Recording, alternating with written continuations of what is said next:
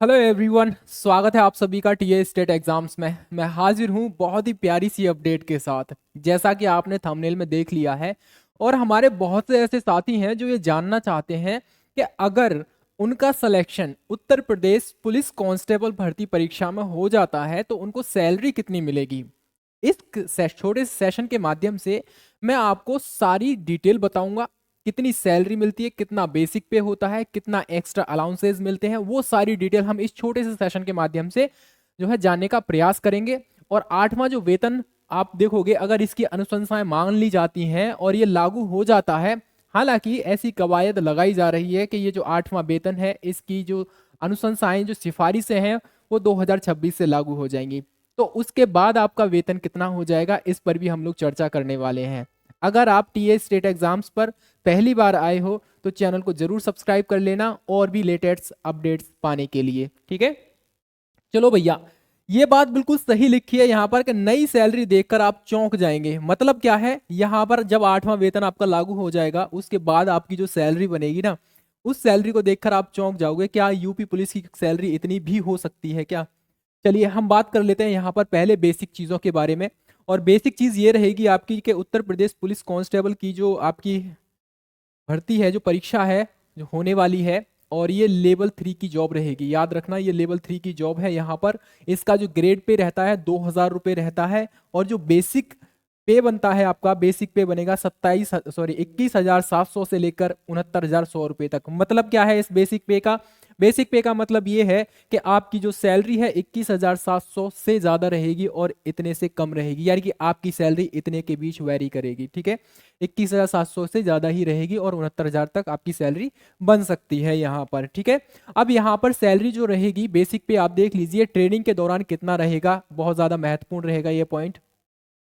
जब आप ट्रेनिंग पर जाएंगे तो आपकी सैलरी कितनी रहेगी? सबसे पहले तो आपका बेसिक पे रहेगा ही रहेगा 21,700। ये जो बेसिक पे है ये रहेगा ही आपका 21,700 रुपये का बेसिक पे यहाँ मिलेगा। साथ में आपका डीएनएस अलाउंसेस मिलेगा, यहाँ पर इन्हें डीए मिलेगा। डीए आप देखोगे यहाँ पर 53% मिलता है, और इसका अगर आप 53% करोगे तो ऑलमोस्ट 11,500 के आसपास बनता है, यानी 11,500 रुपये के समथिंग बनता है यहाँ पर। उसके बाद आहार भत्ता भी मिलता है आपको ट्रेनिंग के दौरान, और आहार भत्ता 1,875 रुपये होता है। ओवरऑल देखा जाए तो आपकी ट्रेनिंग के दौरान ही आपकी सैलरी 35,000 रुपये के समथिंग बन जाएगी लगभग। यहाँ पर 35,000 रुपये के समथिंग आपकी सैलरी बन जाएगी भाई ट्रेनिंग के दौरान। बट यहाँ पर डिडक्शन भी होता है। आपने एक चीज सुनी होगी एनपीएस के बारे में, यानी कि नेशनल पेंशन स्कीम जो है उसके तहत यहाँ पर जो कर्मचारी है उसके जो वेतन है उसका, और कह सकते हैं बेसिक पे और डीए का 10% यहाँ पर डिडक्ट होता है, यानी कि 3,320 रुपये लगभग यहाँ से आपको कट जाएंगे आपकी सैलरी में ट्रेनिंग के दौरान ही। तो आपको जो इन हैंड सैलरी मिलेगी ट्रेनिंग के आसपास जब आप ट्रेनिंग पे होंगे तो यहाँ पर 31,700 के समथिंग, जो कि एक अच्छी खासी सैलरी मानी जाती है उत्तर प्रदेश पुलिस कांस्टेबल के लिए, ठीक है। तो ये चीज विशेष रूप से याद रखना, डिडक्शन होता है आपका 10% के आसपास। ये तो रही बात आपकी ट्रेनिंग के टाइम की। अब बात करेंगे हम लोग यहाँ पर जब आप ज्वाइन हो जाओगे तब क्या रहेगा आपका। देखो भाई, ज्वाइनिंग के बाद इसमें कुछ अलाउंसेस एक्स्ट्रा ऐड हो जाते हैं। ये आपका बेसिक पे रहेगा ही रहेगा, डीएनएस अलाउंसेस यानी डीए रहेगा ही रहेगा, आहार भत्ता आपका रहेगा ही रहेगा। यहाँ पर आपका एचआरए ऐड हो जाता है, हाउस रेंट अलाउंसेस ऐड हो जाता है, और ये 3 लेवल पे होता है। मतलब अगर आपकी ज्वाइनिंग हो रखी है किसी मेट्रो सिटी में, यानी कि महानगर वगैरह में आपकी ज्वाइनिंग है, तो आपको एचआरए मिलता है 2,400 रुपये। और अगर आप कह सकते हैं कोई टाउन एरिया में है या कह सकते हैं छोटे शहर में आपकी ज्वाइनिंग हो रखी है, तैनाती हो रखी है, तो 1,600 रुपये। और अगर ग्रामीण क्षेत्र में आपकी जो कह सकते हैं तैनाती हुई है तो वहां पर 800 रुपये आपके एचआरए के रूप में मिलते हैं। ये विशेष रूप से याद रखना, ये डिपेंड करता है आपकी ज्वाइनिंग कहाँ पर है, आपकी कह सकते हैं जो तैनाती है वो कहाँ पर है, उसी के हिसाब से ये एचआरए मिलता है। उसके अलावा साइकिल भत्ता भी रहता है आपका 500 रुपये, प्लस इसमें और भी बहुत सारी चीजें हैं, जैसे 50 रुपये, 100 रुपये, 150 रुपये और भी ऐड होते रहते हैं। जैसे सेविंग का होता है, और भी बहुत सारी चीजें इसमें ऐड होती रहती हैं, ठीक है, ठीक है। चलिए, अब ये जो सैलरी बनेगी आपकी टोटल ओवरऑल देखा जाए तो ये सैलरी 37,900, यानी कि लगभग 38,000 के आसपास सैलरी बन रही है। बट वही है, यहाँ पर एनपीएस कट जाता है आपका और ये एनपीएस आपके ही अकाउंट में इकट्ठा होता रहता है। जब आप रिटायर होंगे तो आपको जो एक मुश्त राशि दी जाती है या आपकी जो पेंशन होगी वो आपको यहीं से मिलता है, आपका हर महीने यहाँ से कटता है 10% और ये वही आपको फिर आगे जाकर मिल जाता है। तो ओवरऑल देखा जाए तो आपकी मंथली जो सैलरी बनेगी 35,000 रुपए के आसपास बनेगी, यहाँ पर 34,600 यानी लगभग आपके 35,000 रुपए के आसपास बनेगी, जो कि एक बहुत अच्छी खासी सैलरी को हम लोग कह सकते हैं। लेवल 3 की जॉब है तो इतनी सैलरी आराम से बन जाएगी। इसके अलावा भी आपको पता है, वो मैं बताऊंगा नहीं, और किस तरीके से आप जो है अर्न करते हैं, जो पुलिस कांस्टेबल होते हैं वो सबको पता है, इसमें कोई हम लोग डिस्कस करने वाली कोई बात है नहीं, ठीक है। और किस तरीके से अर्न किया जा सकता है। अब ये तो बात रही आपको कितनी भाई, यहाँ पर 34,600 रुपए हर महीने मिलेंगे आपको सैलरी के रूप में, ठीक है। लेकिन ये तब है जब आप 12 महीने सैलरी 12 महीने जॉब करते हैं तब मिलेंगे, लेकिन 13वें महीना में भी मिलता है। मतलब आप 12 महीने की जॉब करेंगे तो 1 महीने की एक्स्ट्रा आपको कह सकते हैं सैलरी एक्स्ट्रा मिलती है यहाँ पर, यानी 13 महीने की सैलरी मिलती है आपको साल में। और ये 13वां महीना होता है ना, अच्छा खासा रहता है, और यहाँ पर ये सारी चीजें ऐड होती हैं। जो बेसिक आप देखोगे यहाँ पर वो तो मिलेगा ही मिलेगा, जो आपकी सैलरी है 33,200, ठीक है। उसके अलावा आप देखोगे वर्दी भत्ता मिलता है 5100 रुपये, 2,000 रुपये जो आप सिम कार्ड यूज करते हैं, ठीक है। सिम कार्ड मतलब कनेक्टिविटी के इस्टेब्लिश करने के लिए, तो वहां पर आपको 2,000 रुपये मिलेंगे। और यहाँ पर 6,900 रुपये मिलते हैं आपके दीपावली भत्ता के रूप में यहाँ पर। तो ओवरऑल देखा जाए तो 47,200 रुपये ये 13वां महीना आपकी सैलरी इतनी बनती है। और ये हर साल रहता है, ठीक है। ऐसा नहीं है हर महीने नहीं रहेगा, ये साल में एक ही बार होता है। जो 13वां जो महीना होता है वो ये सैलरी मिलती है आपको 13वें महीने में। ओवरऑल देख लीजिए एक ठीक ठाक सैलरी बन जाती है यहाँ पर। अब बात करेंगे हम लोग यहाँ पर, ये तो रही आपकी ट्रेनिंग के दौरान और ट्रेनिंग के बाद की सैलरी के बारे में। अब बात कर लेते हैं हम लोग यहाँ पर, क्या 8वां वेतन अगर लागू हो जाता है तब क्या होगा। देखो भाई, अगर 8वां वेतन अगर लागू हो जाता है तो ऐसी कंडीशन में आपकी जो सैलरी है अच्छी खासी देखने को इंक्रीजमेंट देखने को मिलेगा। यहाँ पर आप देख लीजिए फिटमेंट फैक्टर 3.0 या उससे ज्यादा रहने का अनुमान है। अगर 8वां वेतन लागू होगा तो फिटमेंट फैक्टर कितना रहेगा, 3.0। अब बहुत से हमारे साथी हैं जिनको फिटमेंट फैक्टर नहीं पता होगा, वो मैं बता देता हूं आपको।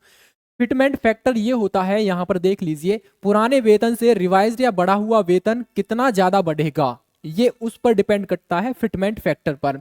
अभी से 7वां वेतन चल रहा है, 7वें वेतन के हिसाब से आपको कह सकते हैं सैलरी मिलती है। उससे पहले 6वां वेतन आयोग का था, उसकी सिफारिशों के आधार पर। तो जब 6वां वेतन आयोग था उसके बाद 7वां वेतन आयोग आया, जिस तरीके से अभी 8वां वेतन आयोग आया है, और इसने जो सिफारिश की है वो मैं बताऊंगा। तो 7वां जो वेतन आयोग था उस समय, तो उन्होंने सिफारिश की थी कि भाई फिटमेंट फैक्टर इतना होना चाहिए, इतने, इसका मतलब ये है 2.57 गुना बेसिक पे बढ़ जाना चाहिए। यहाँ पर ये होता है फिटमेंट फैक्टर का मतलब, कि आपका जो बेसिक पे है उसका उतना ही फिटमेंट फैक्टर का उतना ही गुना कर देंगे आप लोग। अब ये जो 8वां वेतन आयोग है, मोटा मोटा अनुमान लगाया जा रहा है, हालांकि अनुमान तो ये है कि भाई यहाँ पर 2.87 फिटमेंट फैक्टर रहने का अनुमान है, जो कि 7वें वेतन आयोग से ज्यादा ही रहेगा यहाँ पर, और ज्यादा रहना भी चाहिए, ठीक है। मतलब ये है, और मान लीजिए मतलब 3.00 रहता है अगर फिटमेंट फैक्टर, तो आपकी सैलरी उतने गुना ही बढ़ जाएगी। लेकिन याद रखना ये ओवरऑल सैलरी पर नहीं बढ़ता है फिटमेंट फैक्टर, ये काम करता है बेसिक पे पर।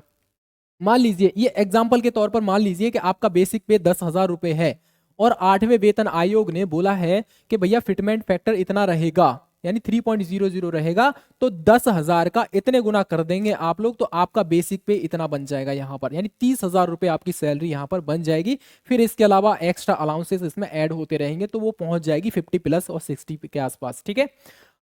चलिए, बाकी अगर फिटमेंट फैक्टर लागू हो जाता है, 30 रहता है, सॉरी 3.00 रहता है, तो ओवरऑल सैलरी में इंक्रीजमेंट कितना होगा। 8वें वेतन आयोग की अगर सिफारिशें लागू हो जाती हैं, ऐसा माना जा रहा है कि 2026 से 8वां वेतन लागू हो जाएगा, तो यहाँ पर आपकी जो ओवरऑल सैलरी देखी जाए तो 43% से ज्यादा ही बढ़ेगी, 45% भी हो सकता है, कहीं कहीं आप देखोगे ये 46-47% तक भी हो सकती है ये सैलरी। तो उस हिसाब से आप अंदाजा लगा सकते हैं आपकी जो सैलरी है 50 प्लस के आसपास हो जाएगी, आराम से बन जाएगी इतनी सैलरी, ठीक है। तो ये रहा आपके लिए। जो भी हमारे साथी हैं जिनका सिलेक्शन हो चुका है, मतलब रिटन क्वालिफाई हुआ है और फिजिकल की तैयारी कर रहे हैं, तो आप सबको पता होगा भाई 10 फरवरी से आपके फिजिकल स्टार्ट हो रहे हैं, और जी जान लगा दीजिए 10 फरवरी ही आपकी कह सकते हैं, यहाँ से अब कोई चेंज नहीं होगा, 10 फरवरी से आपके फिजिकल स्टार्ट है, उसके बाद आपका मेडिकल और फिर फाइनल कट ऑफ लग जाएगी। इस तरीके से आपका सिलेक्शन का प्रोसेस रहेगा। जो भी और जो हमारे साथी जिनका सिलेक्शन किसी भी तरीके से जो रिटर्न है क्वालिफाई नहीं हुआ है, तो टीचर्स अचीवर्स कह लीजिए या टीए स्टेट एग्जाम्स कह लीजिए, आपके लिए एक बहुत ही प्यारा सा ऑफर लेकर आया है। ऑफर ये रहेगा कि ग्रुप डी के परीक्षा की जो भी हमारे साथी तैयारी कर रहे हैं उनके लिए लाए हम लोग उड़ान बैच। ये जो उड़ान बैच है इसके अंदर आपको live classes, recorded classes, class notes PDF मिल जाएंगे, और आप देखोगे हर सब्जेक्ट का ई बुक्स मिलेगी आपको यहाँ पर। और सबसे अच्छी बात है आपके लिए बेहतरीन प्रैक्टिस सेशन मिलेगा जैसे ही सिलेबस कंप्लीट हो जाता है। अभी ऑफर चल रहा है इस पर 499 में, but you don't have to pay this amount. Use coupon code 26 Jain. इस कूपन कोड का यूज करेंगे तो ऑलमोस्ट आपको 26% और एक्स्ट्रा डिस्काउंट मिल जाएगा यहाँ पर। ठीक है, 26% का इस पर डिस्काउंट आपको मिल जाएगा यहाँ पर अगर आप इस कूपन कोड का यूज करते हैं 26 JAN, यानी कि 26 जनवरी का ये ऑफर अभी रनिंग में है। ठीक है, और हो सकता है ये आज लास्ट होगा, तो सभी साथी देख सकते हैं, आप इसको ज्वाइन कर सकते हैं। डेमो क्लासेस अवेलेबल हैं, टीचर्स अचीवर्स का एप्लीकेशन आप लोग डाउनलोड कर सकते हैं और क्लासेस भी आप वहां से डेमोज देख सकते हो। ठीक है, चलिए मिलेंगे अनदर अपडेट के साथ। कैसा लगा सेशन जरूर अपनी राय कमेंट सेक्शन में दीजिए। ठीक है, कोई भी आपका सुझाव है जरूर बताइए और मिलेंगे फिर। ठीक है, जय हिंद, जय भारत।